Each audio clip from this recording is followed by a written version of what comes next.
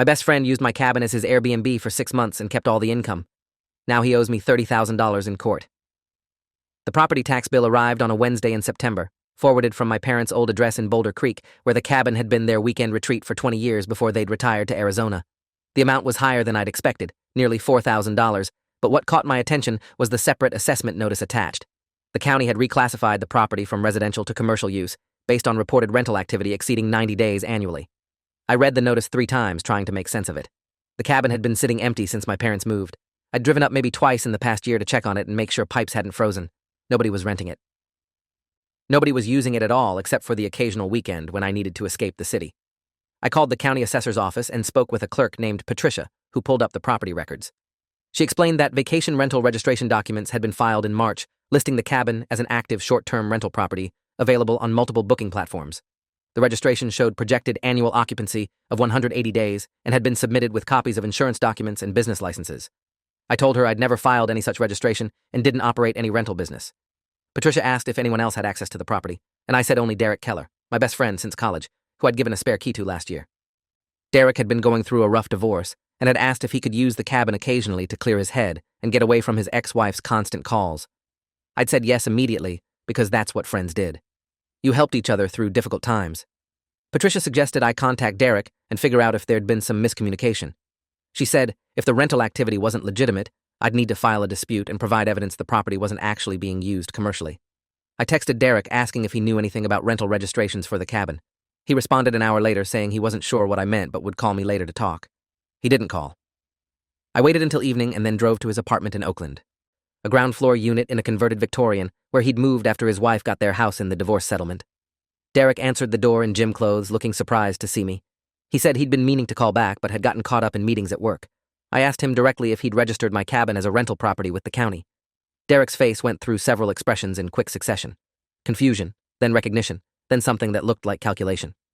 He said yeah, actually, he'd meant to talk to me about that. He said he'd been staying at the cabin pretty regularly, and a few of his friends had asked if they could rent it for weekends. He said he'd figured since I wasn't using the place anyway, it made sense to let people book it and generate some income. He said he'd been planning to split the profits with me once things got more established. I asked how long this had been going on, and Derek said maybe a few months. He said it wasn't a big operation, just occasional bookings through Airbnb when people were looking for places near Santa Cruz. He said he'd handled all the cleaning and maintenance himself, so there was no burden on me. I asked why he hadn't mentioned any of this before, and Derek got defensive. He said he'd tried to bring it up a couple times, but I'd always seemed distracted or busy. He said he hadn't thought it was a big deal since the cabin was just sitting empty collecting dust. He said he'd actually been doing me a favor by keeping the place maintained and generating revenue instead of letting it sit unused. I told him I needed to see the rental records and financials because the county had reclassified my property taxes based on his activity. Derek said sure, he'd pull everything together and send it over. He said he'd been keeping detailed spreadsheets tracking all the bookings and expenses. He said once I saw the numbers, I'd realize he'd been running a tight operation that was actually benefiting both of us. I left feeling unsettled but not yet alarmed. Derek and I had been friends for 15 years. We'd met freshman year at UC Berkeley and had stayed close through college, career changes, his marriage, and my various relationships. We'd traveled together, been in each other's weddings when he'd married Leslie, spent countless weekends hiking and camping. He'd been the person I'd called when my father died suddenly 3 years ago. I'd been the person he'd called when Leslie asked for a divorce, and he'd found out she'd been having an affair with her tennis instructor. We had history and trust, and shared experiences that made me want to believe his story about casual rentals and good intentions. But something felt wrong. The rental registration had been filed in March, 6 months ago, not just a few months. And if he'd really been planning to split profits with me, why hadn't he sent a single payment or even mentioned the bookings until I'd confronted him? I got home and immediately searched Airbnb for my cabin's address. The listing appeared immediately with 43 reviews spanning back to March. The photos showed my parents' cabin but looked professionally shot with staging I didn't recognize. New furniture appeared in some shots. The kitchen had been renovated with updated appliances I'd never seen. The listing description called it a luxury mountain retreat with modern amenities and advertised accommodations for up to 8 guests. The nightly rate was listed at $375 with a 2-night minimum. I scrolled through the reviews, reading comments from guests who'd stayed for weekend getaways, family reunions, and birthday celebrations. People praised the hot tub I didn't know existed, the fire pit in the backyard that had never been there before, and the game room with pool table that definitely wasn't part of my parents' modest 2-bedroom cabin. Several reviews mentioned the responsive host named Derek, who'd provided excellent recommendations for local restaurants and hiking trails. One review from July included photos taken inside the cabin showing the new furniture, the hot tub on the deck, and what looked like a completely remodeled bathroom. I felt my stomach drop as I calculated rough numbers. $375 per night with a 2-night minimum meant each booking was generating at least $750. The calendar showed the cabin had been booked nearly every weekend since March, plus many weekdays during summer. I opened a spreadsheet and started tracking the visible bookings based on review dates and calendar availability. March had at least 4 bookings. April had 6.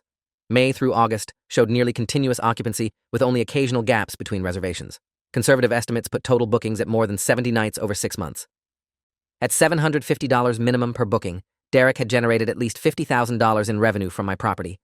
$50,000 he'd never mentioned or offered to share, despite claiming he'd planned to split profits. I took screenshots of everything: the listing, the reviews, the photos, the pricing, the calendar. I saved them all to a folder on my desktop and in cloud storage. Then I searched for my cabin on VRBO and found a second listing there with a different title but the same photos and description. That listing had 21 additional reviews and showed similar occupancy rates. Derek wasn't running a casual side operation. He'd built a full-scale vacation rental business using my property without my knowledge or permission. I called him immediately, and he answered on the 5th ring, sounding annoyed. I told him I'd found the Airbnb and VRBO listings showing months of rentals at premium prices. I told him the reviews and photos showed he'd renovated my cabin and installed amenities I'd never approved. I asked how much money he'd made from my property over the past 6 months. Derek was quiet for several seconds before responding. He said the listings had done better than expected, and he'd been meaning to have a real conversation with me about making this official. He said he'd invested his own money into improvements that increased the property value and rental income. He said the hot tub and renovations had cost him over $15,000. He said if I calculated his expenses and labor managing the bookings and cleaning, the net profit was actually much smaller than the gross revenue made it appear. I asked him again how much total revenue he'd collected. Derek said he'd need to check his records, but probably somewhere around $60,000 before expenses. $60,000. From my property, without my permission. While he'd been telling me he was using it occasionally to decompress from his divorce. I told Derek I wanted every dollar of that revenue transferred to my account immediately. He laughed, and said that wasn't how business partnerships worked. He said he'd put in sweat equity and capital improvements that entitled him to a significant share of profits. He said if I wanted to dissolve the partnership, we'd need to calculate fair compensation for his contributions. I said there was no partnership because I'd never agreed to any of this. He said I'd given him a key and permission to use the cabin. He said letting him use it implied acceptance of however he chose to utilize the space. He said I'd been negligent in managing the property, and he'd stepped up to create value where I'd let an asset sit idle. The legal language in his response made me realize this wasn't spontaneous justification. Derek had thought about this conversation and prepared arguments. He'd known eventually I'd discover what he was doing, and he'd constructed a defensive framework to protect himself. I told him he had 24 hours to send me a complete accounting of all bookings, revenue, and expenses, or I'd be contacting a lawyer. Derek said fine, he'd send documentation, but I should prepare to have a reasonable conversation about fair compensation instead of making threats. The email arrived the next morning with a PDF attachment titled Cabin Rental Business Overview. I opened it expecting detailed financial records. Instead, I found a 3-page document that looked like a pitch deck for a startup. The first page showed the Airbnb and VRBO listings with key metrics highlighted. Total bookings, 87. Total revenue, $63,400. Average nightly rate, $365. Average occupancy per booking, 2.4 nights. Guest satisfaction rating, 4.9 out of 5 stars. The second page listed expenses Derek claimed to have incurred. Hot tub purchase and installation, $11,000. Bathroom renovation, $8,000. Furniture and decor, $4,000. Cleaning supplies and services, $3,000. Platform fees and insurance, $2,000. Utilities and maintenance, $1,000. Total investment, $29,000. The third page presented Derek's proposed profit-sharing structure. He'd calculated net profit as $34,000 after his expenses. He proposed a 70-30 split, giving me 30% as the property owner and himself 70% as the operating partner who'd built and managed the business. That would give me roughly $10,000, while he kept $24,000. I read the document twice, trying to control my rage. Derek had framed massive theft and fraud as a business opportunity I should feel grateful to participate in. He'd spent nearly $30,000 making unauthorized renovations to my property, and now claimed those expenditures entitled him to keep most of the revenue generated from illegally renting my cabin. The document even included a section about future growth potential and how we could scale to year-round bookings generating over $150,000 annually if I agreed to formalize our partnership. I called a real estate attorney whose office was in downtown San Francisco, a woman named Julia Mendez, who'd handled my parents' estate planning years ago. Julia remembered me and said she had time that afternoon if I could come in. I printed Derek's email and the documentation I'd gathered and drove into the city. Julia's office overlooked Market Street with floor-to-ceiling windows and modern furniture that suggested her practice was doing well. She listened to my entire story without interrupting, occasionally making notes on a legal pad. When I finished, she asked to see all the documentation. She spent 20 minutes reviewing the Airbnb listings, the reviews, the photos, Derek's financial overview, and the county tax reassessment notice. Julia looked up and said what Derek had done was called conversion, the unauthorized use of someone else's property for personal benefit. She said it was both a civil tort and potentially criminal theft, depending on the amounts involved. She said $63,000 in unauthorized revenue definitely crossed the threshold for grand theft under California law. She asked if Derek had ever sent me any portion of the rental income or asked permission before starting the bookings. I said no to both questions. Julia explained I had strong grounds for a civil lawsuit, seeking full restitution of all revenue plus damages for unauthorized property modifications and tax implications. She said I could also file a police report for theft, though criminal prosecution would be up to the district attorney. She asked if I wanted to try negotiating with Derek first, or move straight to legal action. I said I'd already tried talking to him, and he'd responded with a business proposal claiming he deserved most of the money. Julia nodded and said that made the situation clear. Derek wasn't confused about boundaries or operating under some misunderstanding. He deliberately built a business using my property and was now trying to retroactively legitimize his theft. She said she'd draft a cease and desist letter demanding Derek immediately stop all rental activity, transfer all revenue to me, and provide complete financial records including bank statements proving how much he'd actually collected. She said we should also demand he remove the hot tub and reverse any unauthorized renovations, though practically speaking we might let those slide if he paid full restitution. She quoted $10,000 to handle the demand letter and initial negotiations, with additional fees if this went to litigation. I authorized everything and left her office feeling like I'd finally taken concrete action. The letter went out via certified mail 2 days later. Derek signed for it on a Thursday afternoon according to the tracking information. He called me 6 hours later angrier than I'd ever heard him. He said Julia's letter was insulting and aggressive and full of legal threats that weren't warranted given our friendship. He said I was treating him like a criminal instead of a partner who'd been trying to help.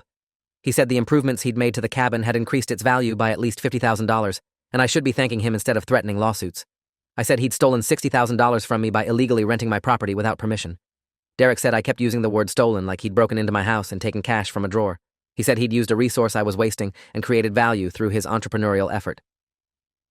He said if I didn't understand the difference between theft and value creation, then I had no business owning property.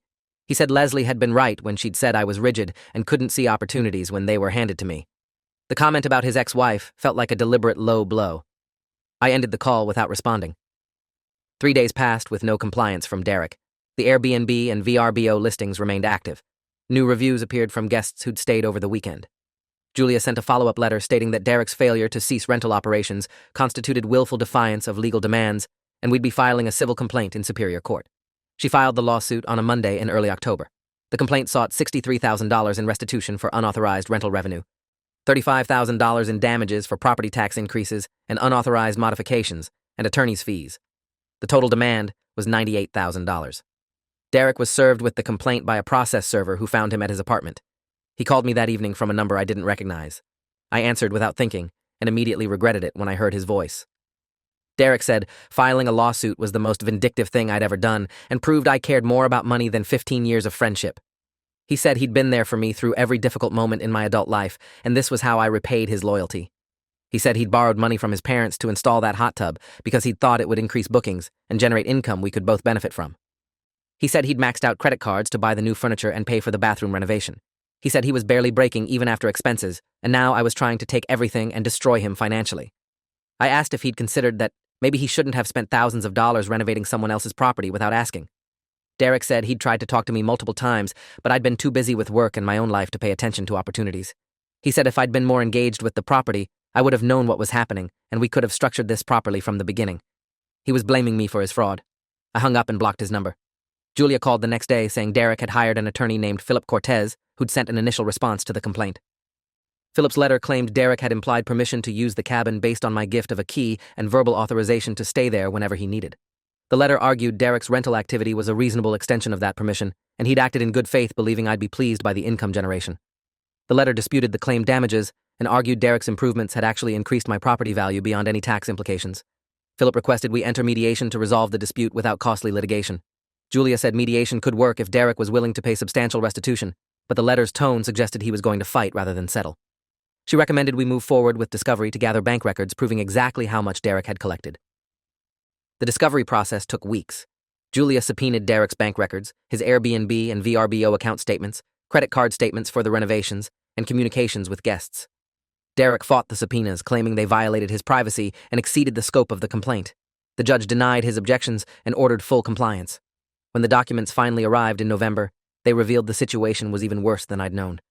Derek's bank records showed deposits totaling $78,000 from Airbnb and VRBO between March and September. Not $63,000 like he'd claimed. He'd underreported revenue by $15,000. The credit card statements showed he'd spent $32,000 on renovations, confirming his expense claims were roughly accurate. But the bank records also showed regular cash withdrawals totaling about $12,000 that weren't explained by any documented expenses. When Julia deposed Derek in December, she asked about those cash withdrawals. Derek said they were for cleaning services and minor repairs he'd paid workers under the table. Julia asked for receipts or names of the workers. Derek said he didn't keep detailed records for small cash transactions.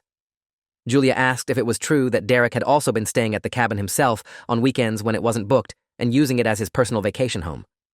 Derek admitted he'd stayed there occasionally, but said that was part of managing the property and being available to handle any guest emergencies. Julia asked if he'd ever paid himself any portion of the rental revenue as compensation for managing the bookings. Derek said no, the profit split he'd proposed in his email was meant to serve as his compensation. Julia asked why he'd never sent me any money, despite claiming he'd always intended to share profits. Derek said he'd been waiting to establish a consistent revenue pattern before starting distributions. He said he'd planned to surprise me with a check for several $1,000s once the business was stable and profitable.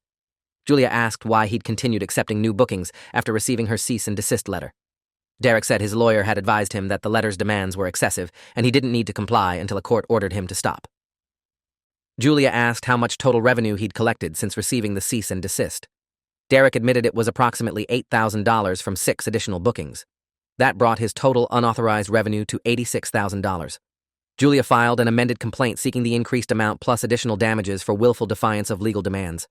The judge scheduled a hearing for January to consider a preliminary injunction, forcing Derek to immediately cease all rental activity pending trial. I attended the hearing sitting in the gallery while Julia presented our evidence. She showed the timeline of Derek's activity, the bank records proving he'd collected $86,000, the proof he'd underreported revenue, and the evidence he'd continued renting after being ordered to stop. Philip argued that Derek had made good faith improvements to my property and deserved compensation for his entrepreneurial efforts. He said Derek had transformed an unused cabin into a thriving vacation rental that benefited both parties. He said forcing Derek to surrender all revenue would unjustly enrich me while punishing Derek for taking initiative. The judge listened to both arguments and then asked Derek a single question. Had he ever asked my explicit permission to rent the cabin commercially before starting the Airbnb listings? Derek said no, but argued he'd believed implied permission existed based on our friendship. The judge said belief in implied permission didn't create legal authority to conduct commercial operations on someone else's property. He granted the preliminary injunction ordering Derek to immediately cease all rental activity, cancel existing reservations, and remove the Airbnb and VRBO listings. He said Derek was prohibited from entering my property for any reason except to retrieve personal property under supervised conditions. He scheduled a trial date for March to determine final restitution amounts and damages. Walking out of the courthouse, I felt relieved, but also empty. This should have been a moment of victory, but instead, it just felt sad. Derek had destroyed our 15-year friendship over money, and now we were headed toward a trial where a judge would decide how much he owed me. I drove up to the cabin the next day for the first time since discovering Derek's scheme. I'd been avoiding it because I didn't want to see the changes he'd made without permission. The property looked different from the road. New gravel had been spread in the driveway. Landscape lighting lined the path to the front door. The cabin itself had been painted a different color, a deep gray instead of the brown stain my parents had maintained. Inside, everything had changed. The furniture I remembered from childhood was gone, replaced by modern pieces that looked expensive and staged. The kitchen had new granite countertops and stainless steel appliances. The bathroom had been completely remodeled with a walk-in shower and heated floors. The hot tub sat on a new deck Derek had apparently built without permits. I walked through each room feeling like I was touring a stranger's home. Derek had erased my family's history from this place and replaced it with a boutique hotel aesthetic designed to maximize rental income. My mother's vintage dishes were gone. My father's collection of hiking maps was missing from the wall. The bookshelf full of paperbacks we'd accumulated over decades had been replaced with decorative objects that had no personal meaning. I found myself getting angry all over again, not just about the money, but about the violation of memory and family history. Derek had treated my parents' beloved retreat as nothing more than an underutilized asset to be exploited for profit. I took photos documenting everything and sent them to Julia with a note explaining that Derek had discarded or removed family heirlooms without permission. Back at my apartment that evening, I received a Facebook message from Leslie, Derek's ex-wife, who I hadn't spoken with since their divorce. She said she'd heard through mutual friends about the lawsuit and wanted to tell me something I needed to know. She said when she and Derek were separating last year, she discovered he'd been secretly borrowing money from multiple friends and family members, claiming he was struggling with legal fees and couldn't afford his apartment. She said he'd collected at least $20,000 from various people with promises to pay them back once the divorce was finalized, and he sold some investments. He'd never paid anyone back. Leslie said she'd later learned Derek had no major investments to sell and had been lying about his financial situation to generate sympathy and free money. She said she'd tried to warn some of his friends, but most hadn't believed her because Derek was charming and convincing when he wanted to be. She said she'd noticed over the years of their marriage that Derek had a pattern of seeing other people's resources as his own and feeling entitled to take what he wanted if he thought he could get away with it. She said she should have warned me earlier, but hadn't wanted to interfere in his friendships after the divorce. I asked if she knew anything about the cabin rental scheme. Leslie said Derek had mentioned to her in passing during their custody discussions that he was running a vacation rental business that was doing really well. She said she'd assumed it was his own property and hadn't thought more about it. She said now that she knew the truth, she wasn't surprised at all. She said Derek had always believed rules didn't apply to him and that his intelligence and charm made it okay to cut corners. She said she'd stayed with him for 8 years, trying to believe he was just ambitious and creative, but eventually she'd realized he was fundamentally dishonest. She said the affair with her tennis instructor had actually been a relief because it gave her a clear reason to leave that their friends would understand. She said the real reason was she couldn't trust him anymore and didn't want to spend her life wondering what he was hiding. I thanked Leslie for reaching out and asked if she'd be willing to testify about Derek's pattern of financial deception if our case went to trial. She said absolutely. She said Derek needed to face real consequences for once instead of charming his way out of accountability. Julia added Leslie's testimony to our witness list. In February, Philip made a settlement offer on Derek's behalf. Derek would pay $30,000 in restitution, and I'd drop the lawsuit. Julia calculated that $30,000 barely covered Derek's net profit after his claimed expenses. It left me with nothing for the property tax increases, the violation of my property rights, or the legal fees I'd incurred. She recommended I reject the offer. We countered asking for $75,000 to cover the actual revenue collected plus damages. Philip came back at $40,000 saying that was Derek's final offer, and if I rejected it, we'd see each other at trial. I told Julia to reject it. Derek had stolen from me, lied repeatedly, continued operating even after being ordered to stop, and now wanted to settle for barely half of what he owed. I wanted a judge to rule on the full amount. The trial began on a Thursday morning in March. The courtroom was small and wood-paneled with overhead fluorescent lights that gave everything a harsh, institutional quality. Derek sat at the defendant's table with Philip looking uncomfortable in a suit that was slightly too formal for his usual style. Julia presented our case methodically. She entered the bank records showing $86,000 in deposits. She showed the Airbnb and VRBO listings with their pricing and reviews. She presented the county tax reassessment showing increased costs directly caused by Derek's unauthorized activity. She called me to testify about giving Derek a key for personal use and never authorizing commercial rentals. She called Leslie, who testified about Derek's pattern of financial deception and borrowing money he never repaid.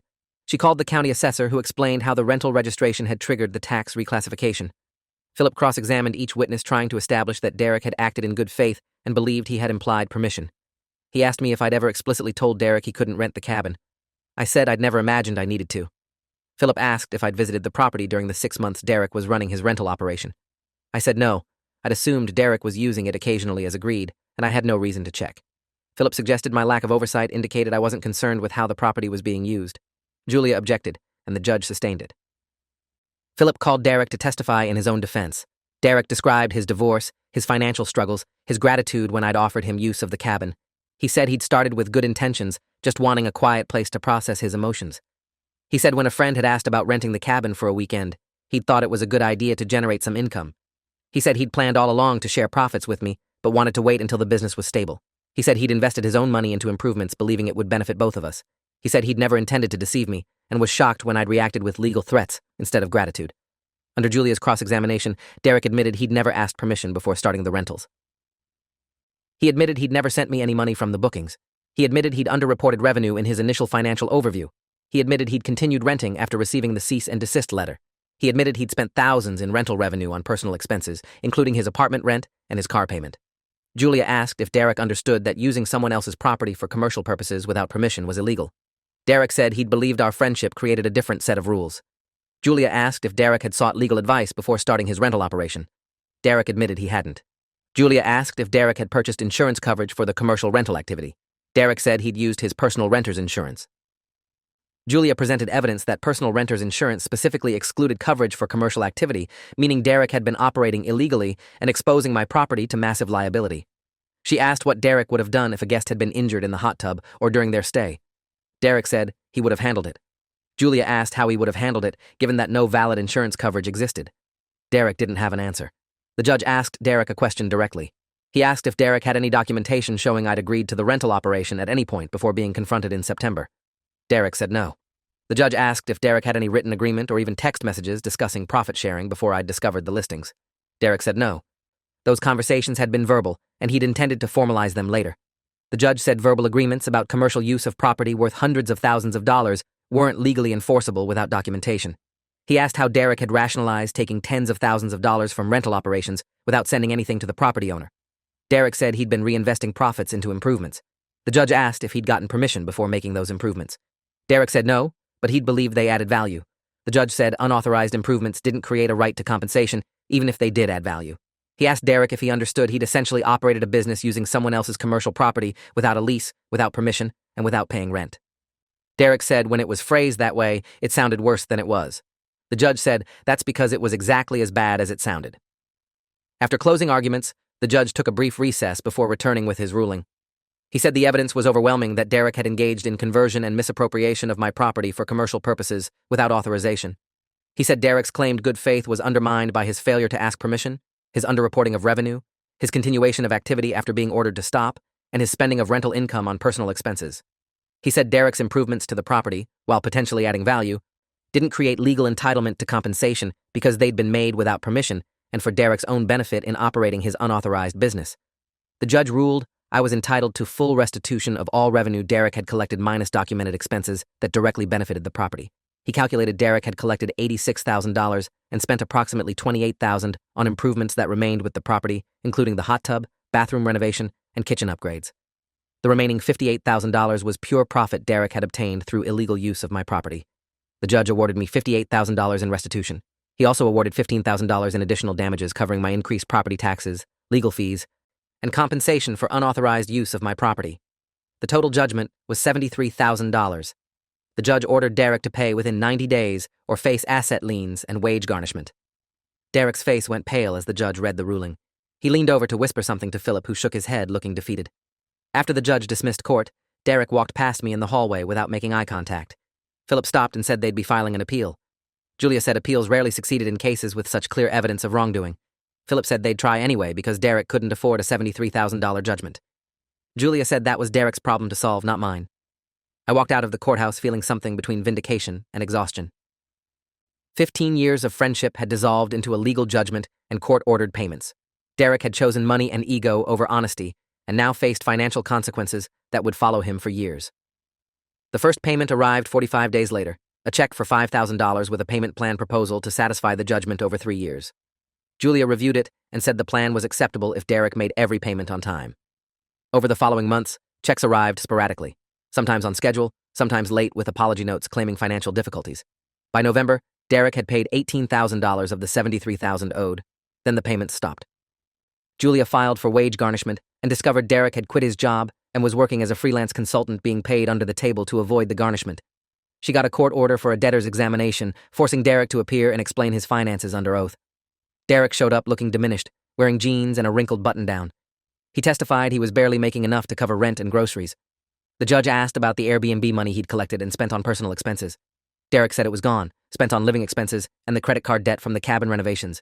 The judge ordered Derek to pay at least $1,000 monthly or face contempt charges. 2 months later, Derek filed for bankruptcy, claiming he couldn't pay the judgment or his other debts accumulated during the divorce. Julia explained that judgments from fraud and willful conversion typically couldn't be discharged in bankruptcy, meaning Derek would owe the money regardless. The bankruptcy court agreed and ruled Derek's debt to me would survive his bankruptcy filing. He'd still owe every penny. 3 years after the trial, Derek had paid $31,000 of the $73,000 judgment. Julia got liens on his bank accounts and any assets he accumulated. Every tax refund was intercepted and applied to his debt.